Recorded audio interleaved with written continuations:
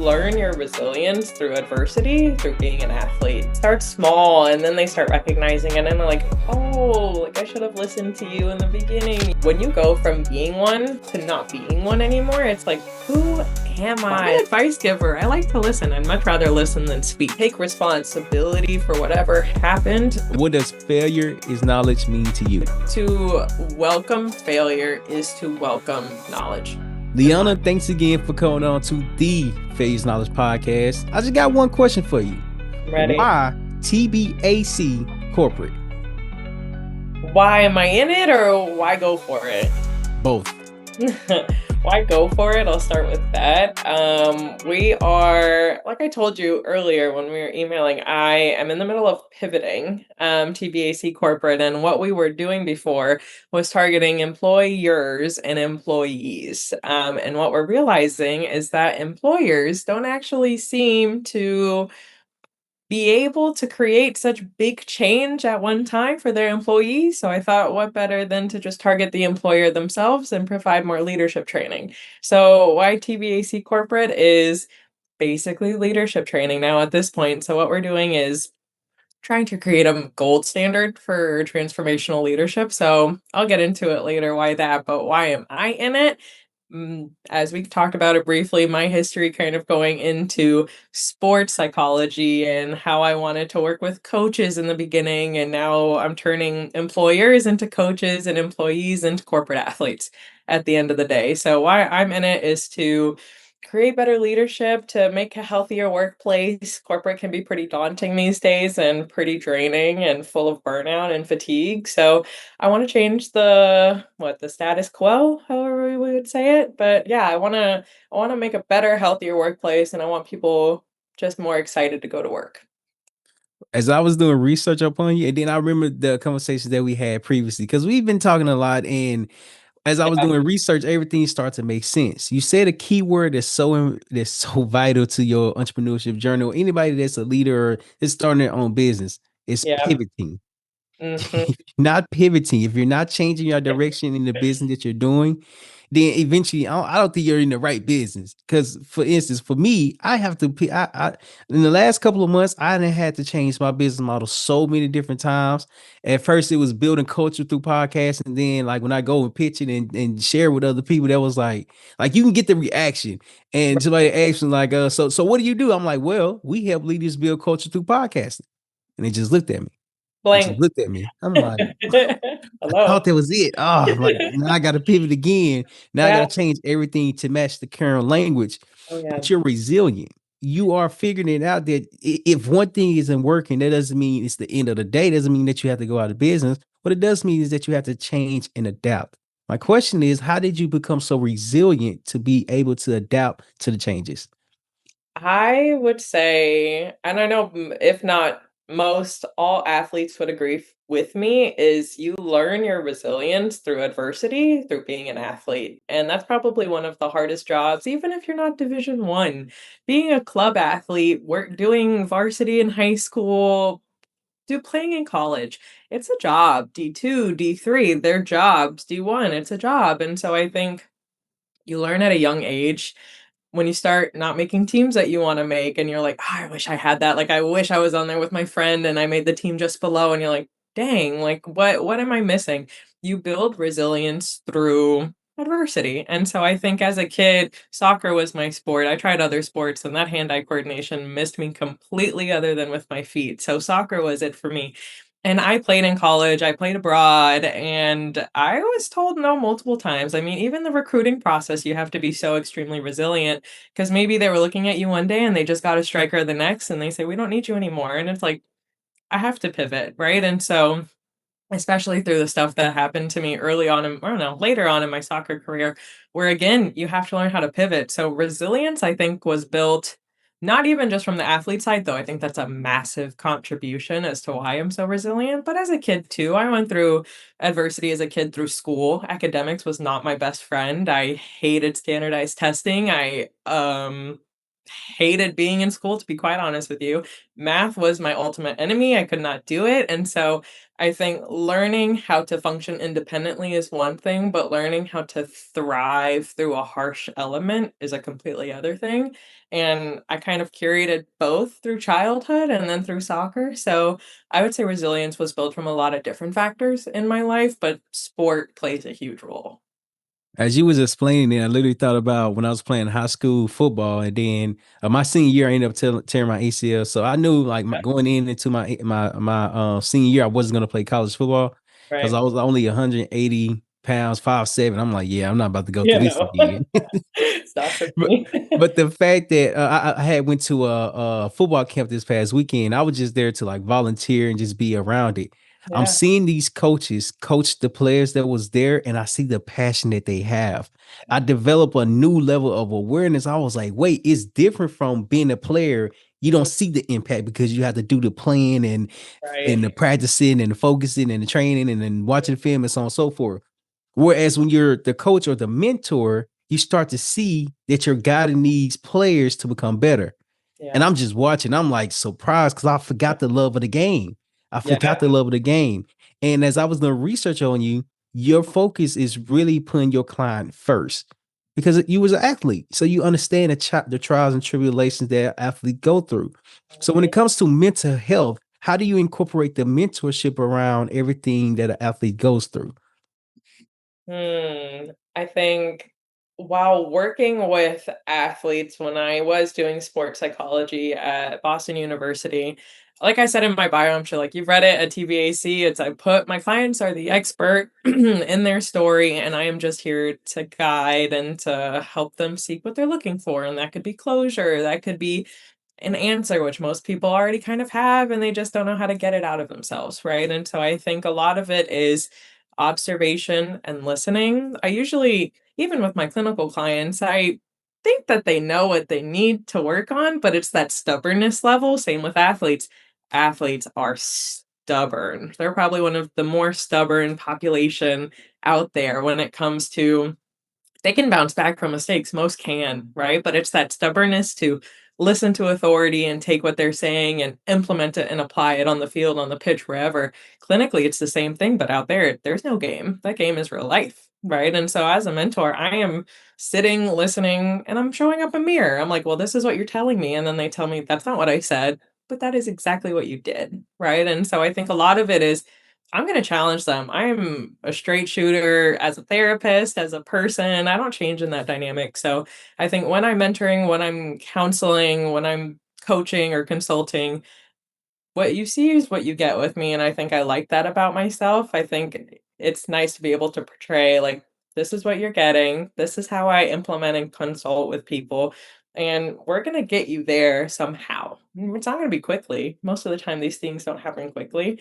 but if they're patient with themselves and they're patient with me, usually we can get to where they need to go. And I definitely agree because it starts with understanding where the other person is coming from. I'm not in the mental health space, but I talk to a lot of people, and Yeah. you might as well say, You consult too. You're a mini yeah, therapist. yeah, yeah, unpaid therapist, yeah. And, yeah, life coach. A life coach. There, I don't know about a life coach. I thought about that. I don't know. But earlier you mentioned how you had to pivot, and you also explained the importance of well, you had to pivot into leadership because you recognize certain messages, certain things that you were saying about your marketing or how you help people wasn't connecting. And so when you start switching your language again to where people understand everything that you're doing, everything that you explain is something that you have to guide yourself through. You Yeah. had to build that resilience. You had to overcome obstacles. You had to learn how to pivot. And so when a client comes to you, I'm listening to what you're saying, but when a client comes to you, you let them be the expertise, and you're just the guidance of their journey. Like, hey, well, I get it. You've Yeah. been through a lot, but Mhm. just because you've been through a lot doesn't mean it's the end of the world. 100%. Mhm.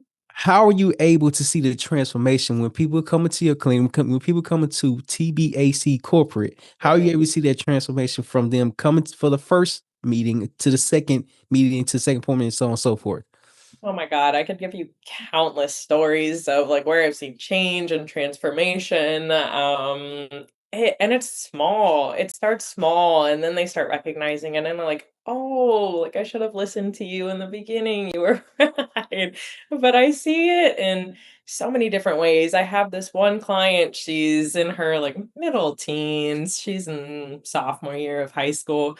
When I saw her, she was starting freshman and her voice was you couldn't even hear it. You could not hear her talk. She was so anxious. And now, what, 2 years later, about she sits in my office and she sits like she's comfortable. For one, usually when they're comfortable, they're laying down or they're holding a pillow or something. And she is actively telling me things without me having to grab it out of her.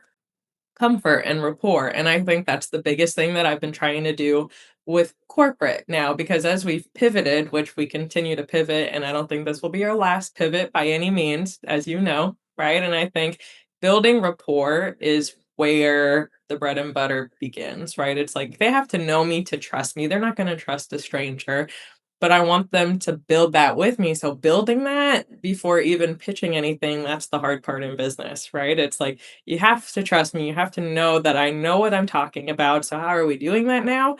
Is we're creating networking events through corporate so I can get to meet these people without selling them anything. Because let's be honest, I'm not a salesperson. I didn't come into this with an MBA. It was never my dream to sell anything. It was to provide services. I'm a service giver at heart, right? So it's like combining that and adding that business element. Well, I'm going to use psychology and it's my best friend right now. So how do I pitch something? It's emotional. All sales are emotional.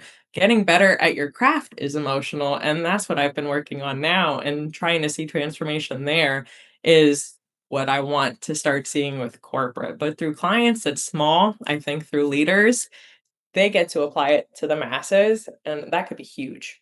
Huge, huge changes. And people could stay longer at their jobs, burnout's not as prevalent. So I think in terms of change, it looks different for everybody, but I really want to start seeing it in the leaders that we work with.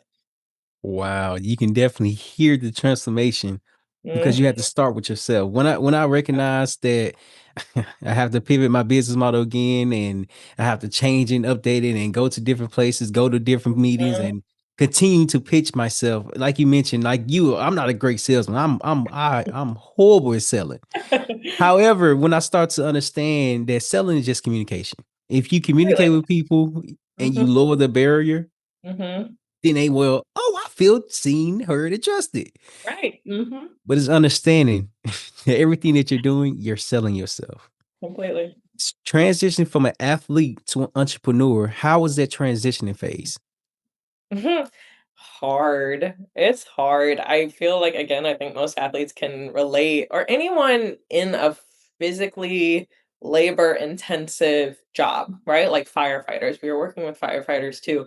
When you go from being one to not being one anymore, it's like, who am I? Like, I was a sports girl through and through, like tomboy to the top of the level. Like, I had to pivot myself in learning how to be this new me that wasn't a soccer player. I'll say it happily now. I'm retired. I'll put my boots on every once in a while, but I don't play competitively anymore.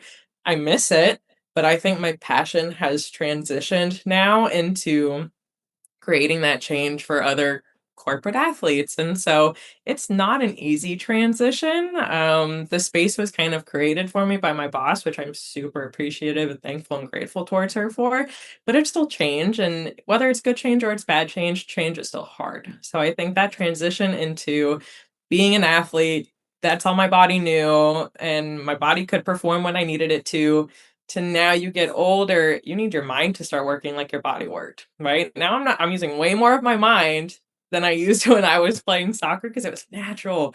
This stuff is not natural, so I have to learn it, and I have to learn it from other people and they have to learn it. So it's like I'm trying to be a sponge is what I'm learning, is that you never stop being a sponge. Growth is always happening around you. So that's what I'm in my educational era. I'm absorbing. I get told a lot. that I'm like a sponge because I'm always asking questions. I get to a Yep. point where I'm just asking a whole bunch of questions, and I give you a Mhm. prime example. This past weekend, the football program I was telling you about, there Uh, was two brothers there. One was 28, other was 26, and mm. you can tell they brothers, but they the same, but they the opposite. Yeah. Like one has a strength and one has a weakness, but they are very intelligent. Yeah. And as I'm watching them coaching, like they're you can tell what they're good at, what they're not good at, and they like embrace what they're good at for sure. Yes. And Mhm. so as I'm really learning. I'm really just, hey man, like when it comes to coaching, because I've been out of football for a long time. So it's just Right. like, well, I ain't been a player. I've been doing business, and that's a whole different perspective and mindset that you have to have. Yep. So I'm asking them questions. I'm like, man, so like, are y'all able to see the transformation in y'all mentees or the players that y'all coaching? Are y'all able to see like if you do this one thing and you do it, you see the transformation, like you see how your body's moving. They say, Mhm. yeah. And they got to talk, got to explain. And it was like, well, then I asked, because they focus a lot about psychology.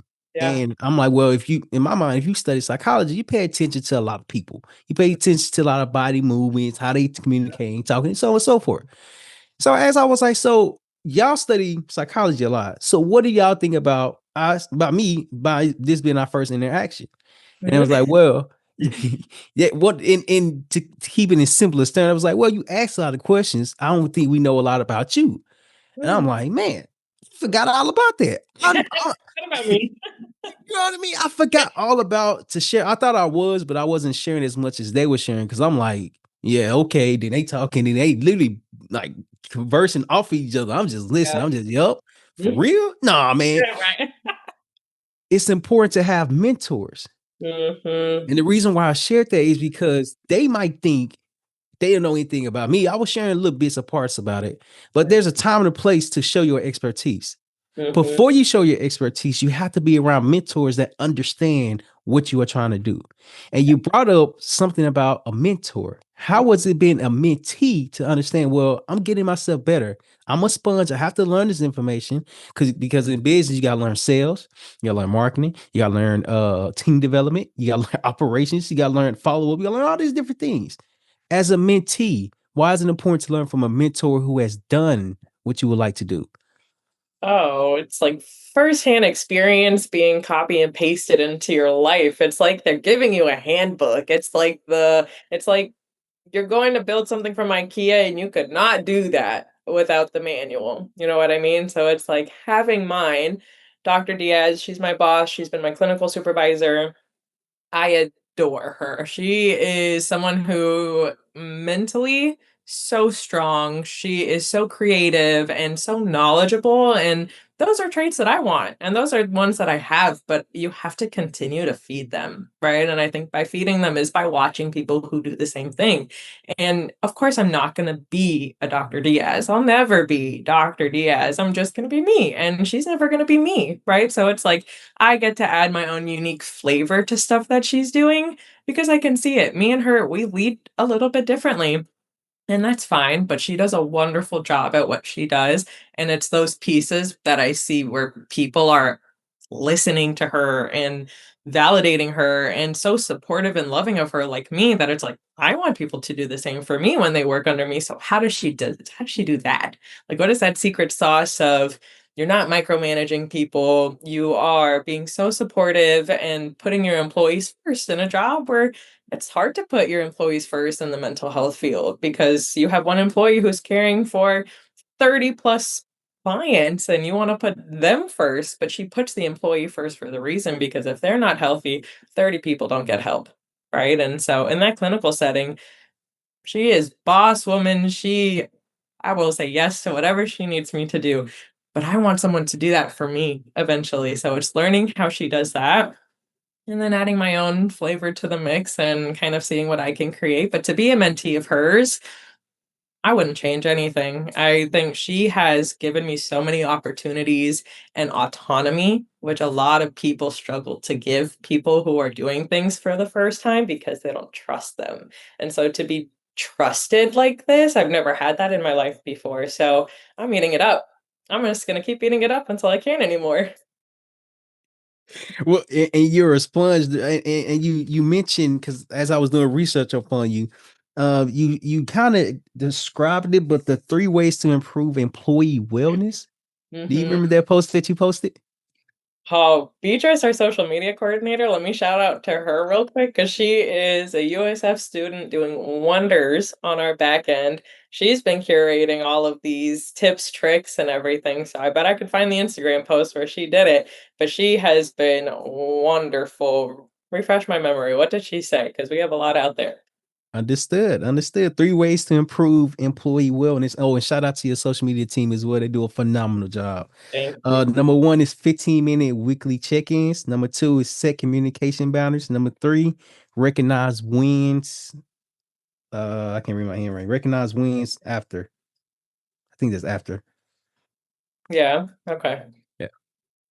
Yeah. That check in so helpful. I think we could give more information on each one and talk about each one forever. I think people don't do check ins. The funny thing about emotions is everyone has them, not everyone's cool with them. Right. And so to wake up, I have a feelings wheel here. Hold on, I'm going to grab it. Okay. To these are just some of the emotions that we may feel, right? And we have an inner circle, which is the regular ones, right? Like happy, sad, angry, scared, regular emotions that everyone kind of has the vocabulary for. But as you go into the second circle and the third circle, we have words that we never use. Like if we're in the happy side, we're not going to say, I'm just feeling so enthusiastic today. No one uses that, right? If we're looking in the fear side, not many people are talking about embarrassment because they're embarrassed. Why would they? Right? So no one's using the word. What about sad? No one's saying I'm feeling inferior or insignificant. They just feel sad. Right? And so when people do check ins with themselves, they actually finally will figure out using tools like this, how do I actually feel? Because behavior is born from thought and feeling. So those check ins in the morning, those check ins midday, those check ins at night, game changing. Because if you can actually tell me how you feel and it's not just the inner circle, happy, sad, mad, then I'll tell you you're doing a much better job than a lot of other people. And I think this where your mentor gave Mm, you that autonomy because you're able to acknowledge everything that she was doing, even though that she mm, probably wasn't explaining everything. right. But the fact that you was able to observe and see how she moved, how she communicate, why she talked to some different people a certain type of way, and then how they respond. When you just showed me that, you made me think of that movie. Oh, is it? I think it's Inside Out. Is it Inside Out? Inside Out. We love that movie as a counselor. Really? Why so? Oh my god, I think it's one of the first animated movies that give a distinct color to emotion because a lot of people will think in color more so than in words, right? And so we're seeing joy and we're seeing sadness as blue, right? And anxiety is orange, and there's a whole bunch of stuff to it. To be able to connect with an emotion, huge because trauma is a thing. Complex trauma is a big thing, right? And a lot of the times that stunts our ability to connect emotionally to ourselves. So we'll just say, I don't know how I feel. Numb, right? I would say then that would feel numb. I'm sure you could tell me many people that use the word fine, right? But what does fine mean? Fine's not an emotion.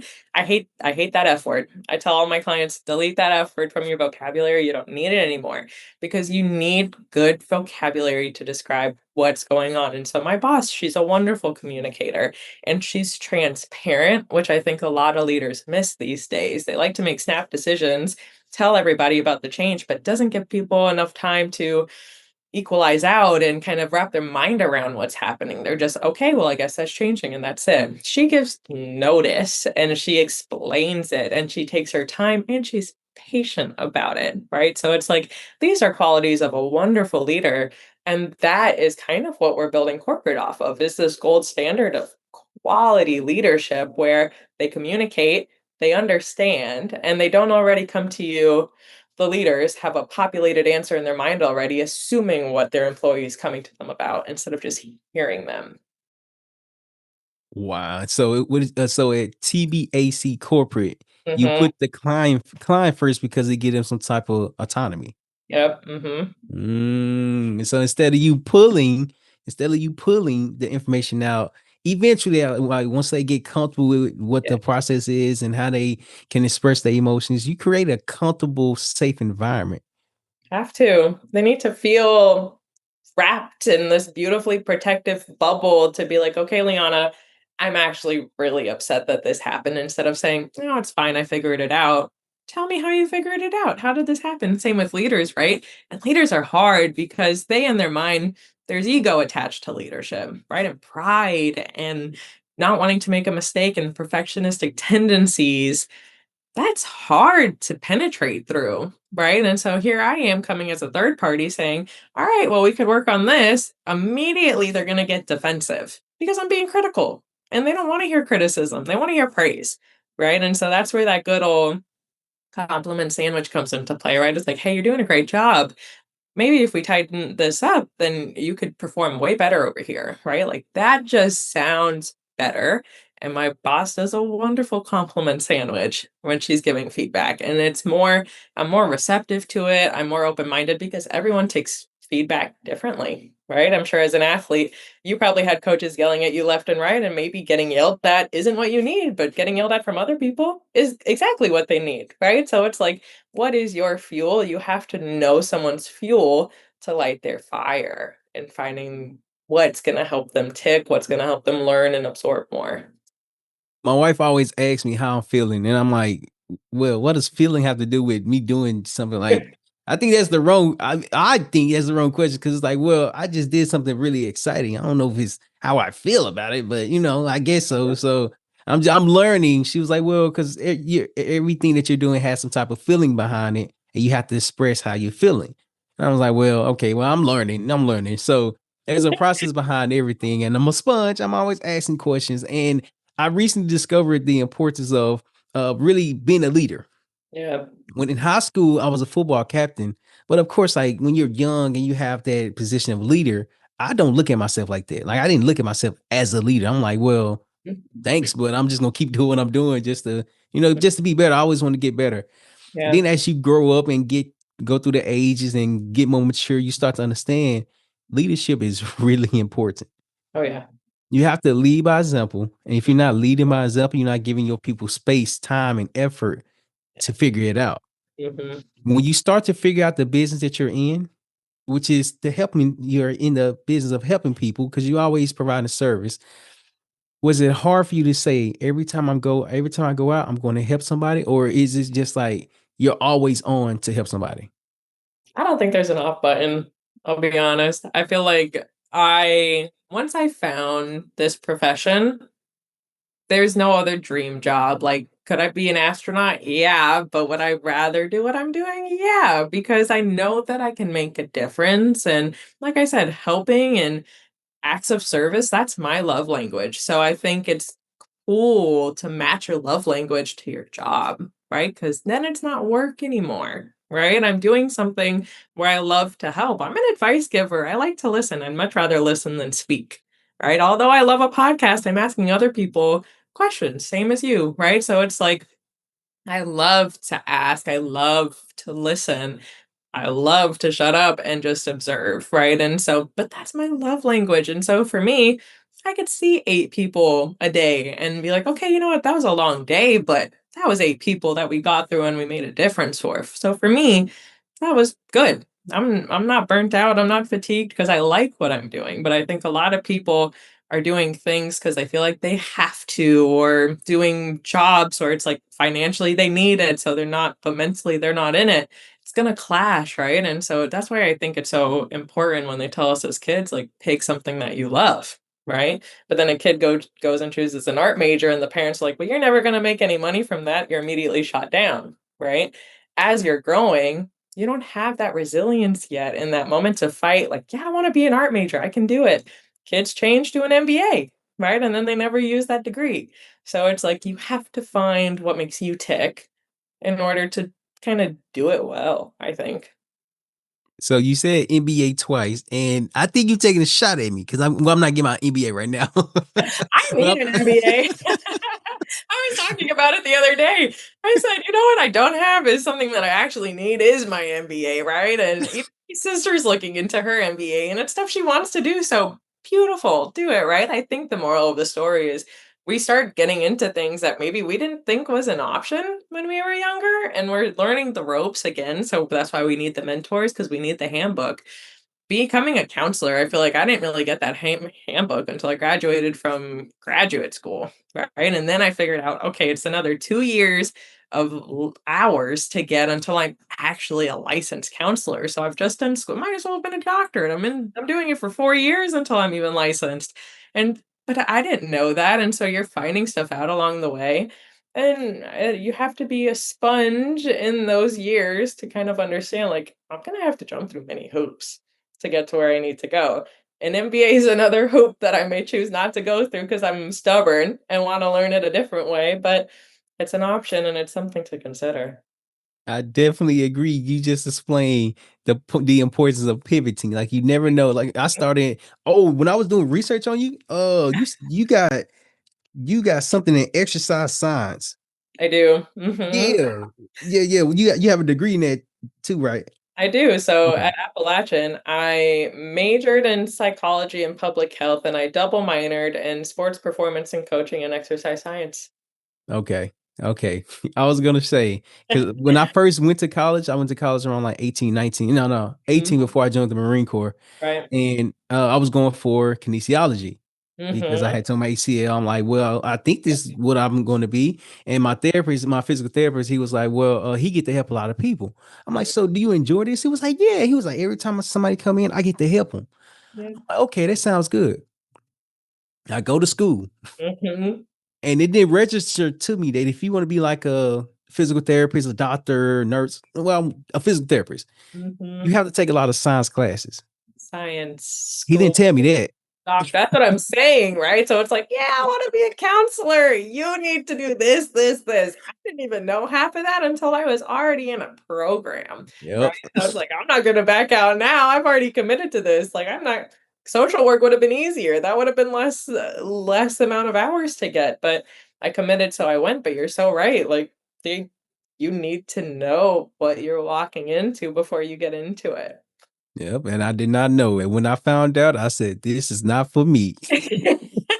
That was the same for me. I thought I was gonna be a physical therapist because soccer, I think a lot of athletes will either go down the coaching route or the athletic trainer route or a PT, right? And so I'm like, yeah, physical training. They're like, I could do that. PT's easy for me because of sport.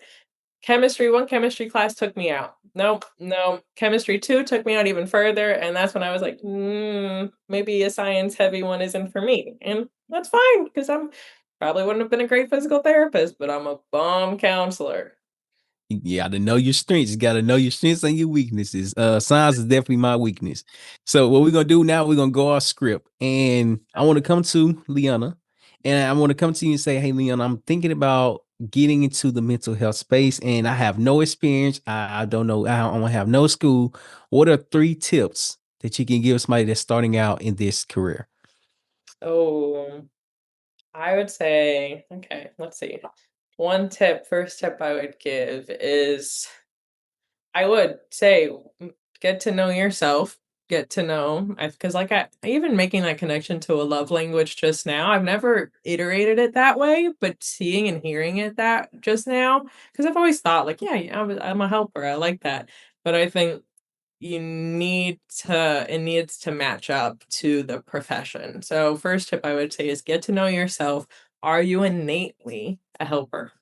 Right, because you have to be. If someone comes to you, is it a, "Ugh, okay, let me answer this," or is it, "Oh, I got you. Let's figure it out together." Are you a collaborator? Right? So I'd say tip 1, get to know yourself really well. Tip 2, um, hmm, tip 2, along with getting to know yourself in tip 1, tip 2 is know how to take care of yourself.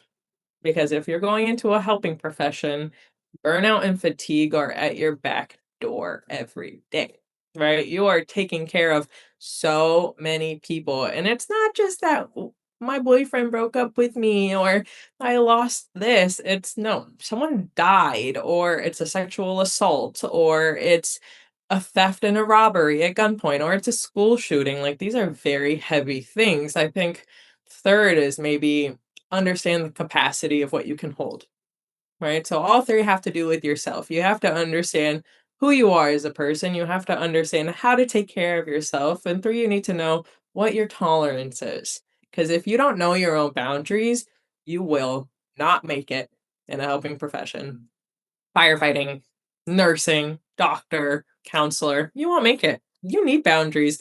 If you're answering the phone at 12 a.m., that's not my work hour. That's not my workspace. What am I doing? Granted, I'll answer the phone and I'll text my employee every once in a while past 6 o'clock, but I don't make it a point to break those boundaries. And so you have to have that respect to yourself and your boundaries to even be able to enter a field like this. Wow, that's well explained. So Know just to clarify, to know yourself, yourself. know how to take Know care of yourself, Mm-hmm. and identify the boundaries that you're setting. Yeah, know your tolerance. Mm. You're speaking from a true profession. That's what you're speaking from. And I Yeah. want to now that you answered that, and you're someone who's interested in getting the mental health field, they should be able to get in the field confidently, minus the schoolwork. You know, the schoolwork is a whole different it's a whole different other beast. Look, I actually thrived in graduate school because there were, besides the licensure exam, which was after the fact, after school, I did not take really any standardized tests, right? Other than the GRE to get in, which that's a whole nother story. Hate standardized testing for getting into anything, right? But used that, got into BU, didn't take minus a few pop-up quizzes here and there. Everything was oral or written, or you're giving a presentation. Me talking to people, I'll thrive. That was my strength. So school was easy. Graduate school. Any school before graduate school, disliked. Didn't do it. Didn't like doing it. Didn't have the most fun because I was getting tested all the time in a way that didn't work to my learning capabilities, right? Like I'm neurodivergent, I'll say it loud and proud. I learned very differently than the neurotypical person does, and but you're testing me as one. And so now you're trying to put me in the scale of thinkers where we don't think the same, we don't process information the same. And yet we're taking the same test to get into school, and you could have a really high IQ neurodivergent person not do well in a test, and so they're deemed ineligible. That sucks. And that's why a lot of people don't go to school. They don't do extra school, they don't do higher education because of the grading scales and the stuff to get into these big universities and colleges, right? And that's why a lot of them go into trades because they're good with their hands and they know how to do it and they know how to operate, but they don't like a GRE. And that's totally fair, right? And so I think to be able to utilize my strengths in a school that even was teaching me what I wanted to learn, I was like, "Oh, I got this. I can do this. That's easy." You made me think about, because you said standardized tests. The ACT in high school, I took it Mhm. 4 times, and the high score that I had was a 18. I said, "I just need to get in at this That point." I right, t I'll take a passing score, same here. It was like I took the ACT, bombed the SAT, and, like, there was a blackout the night before. Nothing was going in my favor, and I'm still not a good tester, so that wasn't working for me, right? And so but yet you need these things to get to where you need to go, so I think if we're going back to that resilience piece, I learned a lot through being neurodivergent because back in the early 2000s, there was no 504 or accommodations to help your girl out with extra testing time or a different testing space because people turning their papers made me anxious and I couldn't focus, right? I didn't have these extra accommodations that kids have these days until it was hard. And so you're building resiliency through learning how to function independently. And that in itself made me the independent thinker that I am because I realized asking for help wasn't really an option because they didn't know how to help me. So I had to help myself. So I think that also lends to the mindset now of if someone tells me no, no, might as well be a yes. I'm going to figure it out anyways. So, I think you already covered it, but you talked a lot about resilience, pivoting, changing direction, updating, improving, and just growing within, not only as a person but as a business owner. So I think you covered it, but I'm gonna rephrase the question this way: what has been your biggest failure so far, and how do you know it was considered a failure? Biggest failure. I think going into something new like this, it's hard to deem, I think, for myself a biggest failure. I know I could give you more examples of where people failed me and where I had to figure that out, right? But for me, I have a funny perspective on failure. It's a lesson. That's what I always tell my clients, right? So to me, it's not like this. Are some of these heartbreaking? Yeah, but am I still going to figure it out? Yes, because of that resiliency. So I'd say biggest failure in terms of like corporate growth was knowing our audience. That I would say was a failure in the beginning because we did go towards government entities and we're recognizing that they only have so many funds and only so much care for the people that are working for them that they're willing to spend this amount of money on good programming, right? So it's like big failure was knowing who to trust. That was a big one for us, right? And so we pivot again. And so then we were thinking employers know what their employees need. Naive, no, they don't. They don't always, right? And so failed again. Now we have to pivot again. And that's why we're in that leader route because now I'm talking to the person, right? Like now I'm talking to you. Do you think you're a good leader? Do you think your people listen to you? Do you think you change lives when you walk into a room, right? That I can talk to and that I can work with, right? But if I'm talking to you about Jenny in the corner, I don't know. Jenny comes to work and then she goes home. That's all I know about Jenny. Well, then I can't help Jenny through you. I have to help Jenny through Jenny, but I can't get there because there's too many hoops to go through. So I think that big failure piece is just knowing who to talk to in the beginning. But a startup is hard. What startup isn't hard? And especially when you don't have the marketing money to apply to put your name out there technically, right? So it's like we have to word of mouth it. And so the failures here have been our audience, but I think we finally found a niche that would answer us. And it's interesting because you talk about I talk a lot about epiphanies, and even Mhm. though my podcast or the platform is called Failure is Knowledge, whenever I get asked what has been your biggest failure, I'm like, to be honest, everything's a lesson. I can't predict the failure. Some people might be like, are you failing on purpose? Why would I fail on purpose? Like that doesn't even make sense. I was taking a biology class, Mhm. and when I was about to move to Tampa with my wife, Mhm. I found some papers. I found test papers, and all of the test papers that I had, like it was like a regular biology class. Yep. I took 6 tests, 6 quizzes and tests. I didn't pass not one of them. I didn't pass. And I'm like, well, first off, you can't predict that. Okay. Like I'm trying to be in class, I'm trying to learn, I'm trying to understand like everything that you're Right. doing. But as far as like a biggest failure, well, I done failed a lot. You know what I mean? I done failed a lot and I'm still trying to figure it out.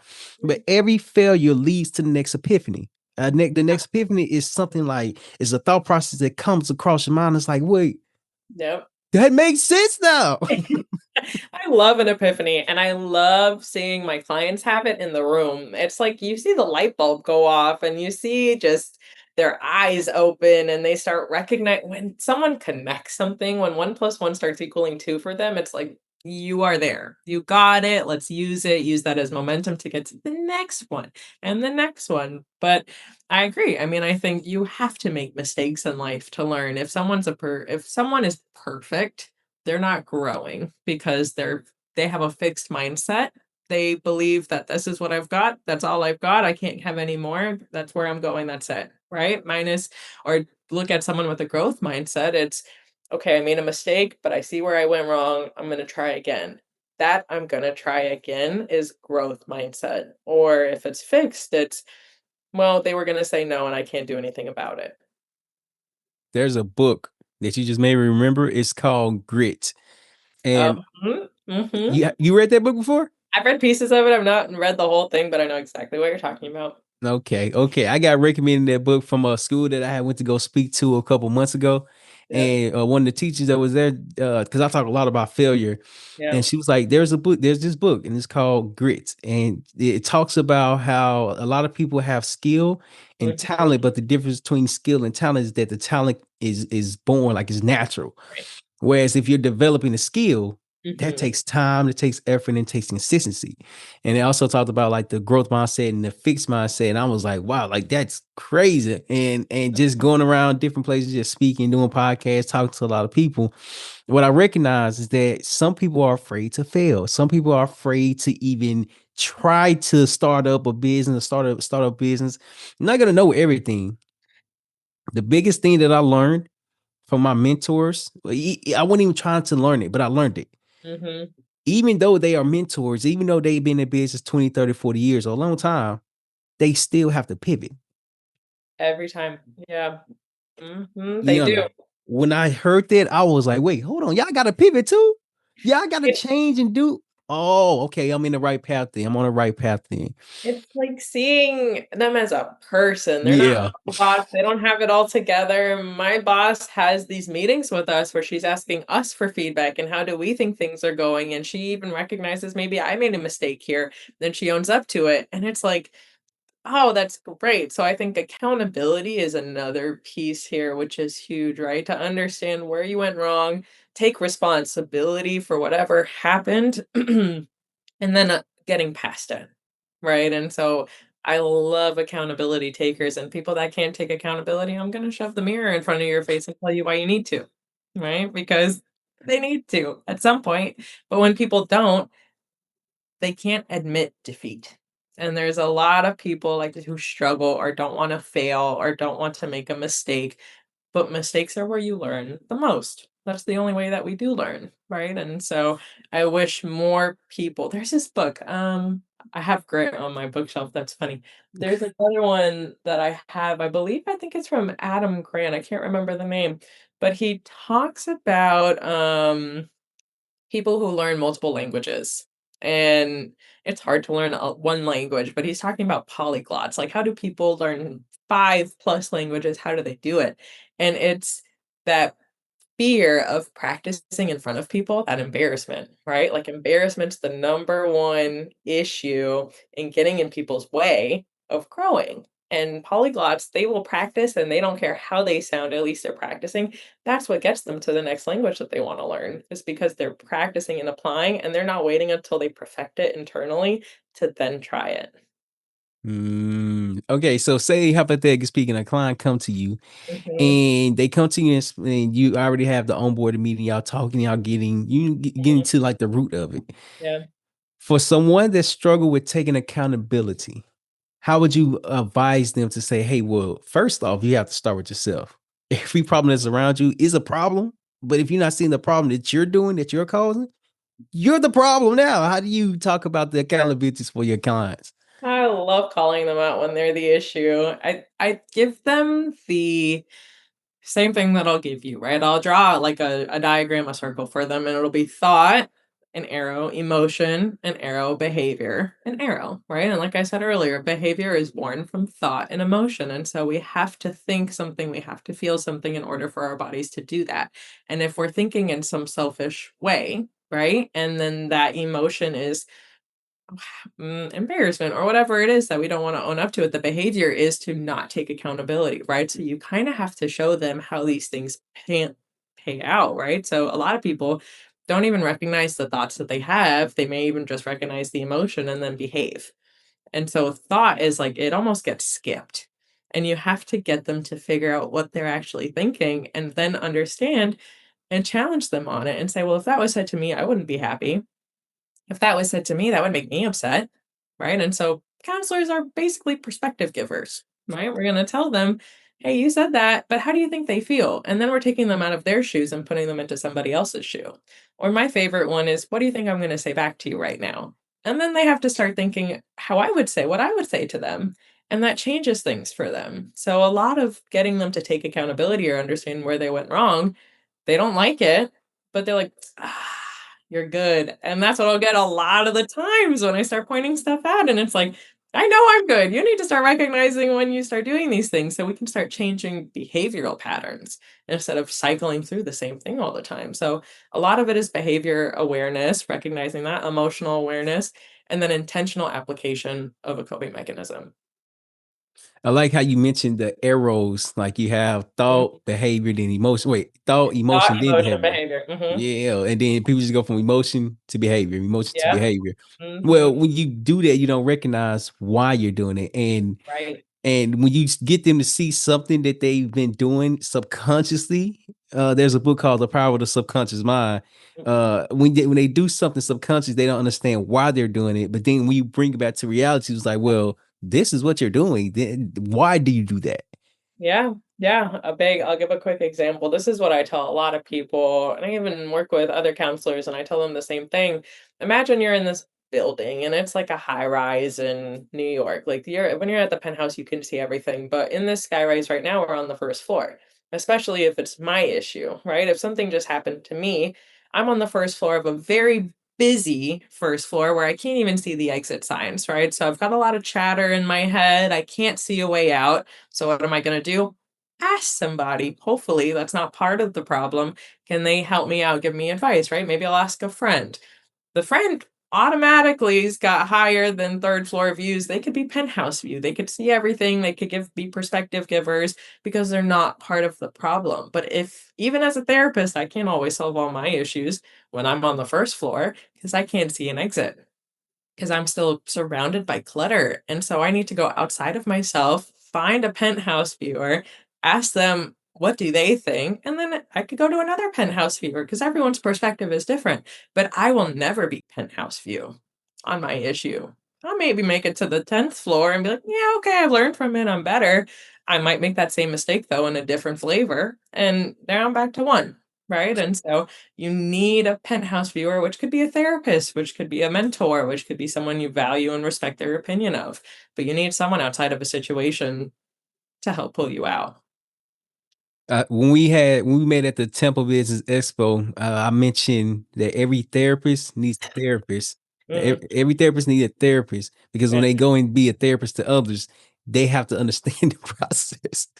Yeah. Oh, yeah. A dentist needs a dentist. A doctor needs a doctor. Yeah. If I had to therapize, which I have great self-regulation, right? And I have wonderful emotional awareness. I have these skills, but it's sometimes I get wrapped in my feelings too. And sometimes I'm so angry I can't get to that emotional piece where I'm just angry and I can't actually figure out that I don't know, mm, offended. Maybe I felt disrespected, but I can't get there because all I can say is I'm angry, right? And so there's always so much more emotion. It's like an iceberg, right? If anger's at the top, I've got 30 more emotions underneath it, but I can only portray it as angry because a lot of people will understand anger as I'm portraying it, Mhm. right? So I could be hungry. I could be hangry, right? I could be sleep deprived.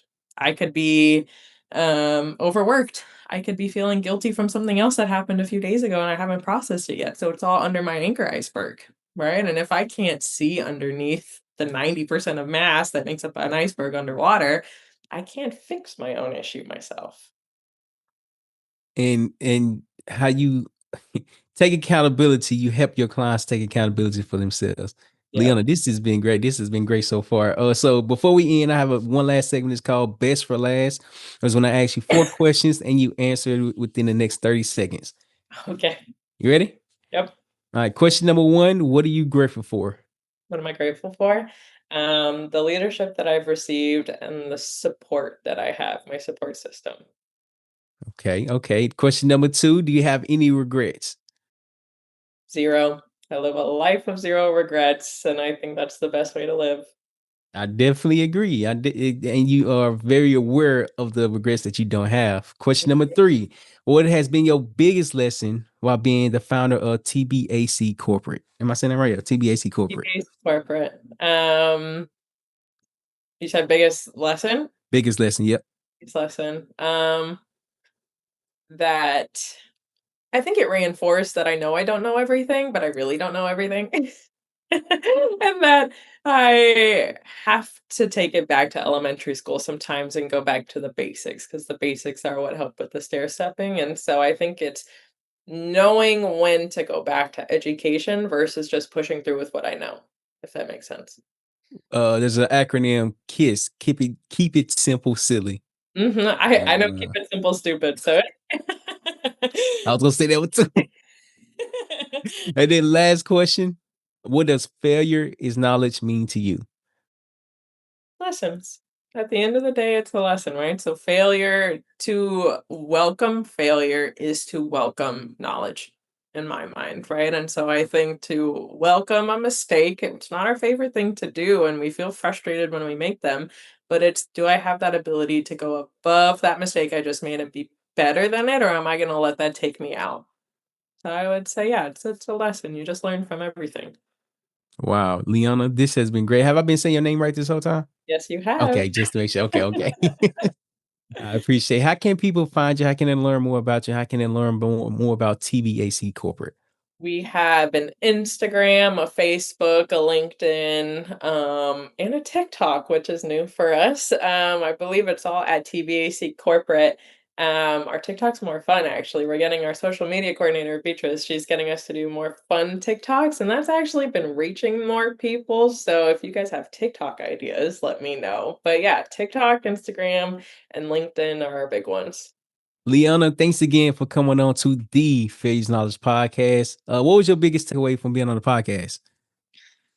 That it's nice to talk about some expertise that I know that I have, but don't get to talk about it. I'm just talking to people about how to help them. So it's nice to kind of reiterate a lot of the things that I've learned and to again, like in the last one that we did, just kind of look back at my life and kind of see what shaped me and allow me to get to this beautiful podcast with you here today. I definitely agree. I appreciate it. And then last question for someone that's hesitant to come on to the Phase Knowledge Podcast, what is one piece of advice that you can give to them? The Nike motto, "Just do it." I think that one is such an underrated everyone knows it, everyone hears it, they even say it, but I feel like people don't understand that if you just do something, if you just try it, no matter if you've never done it before, you open doors of opportunity by walking through them naturally, right? So I think just do it, even if you don't want to.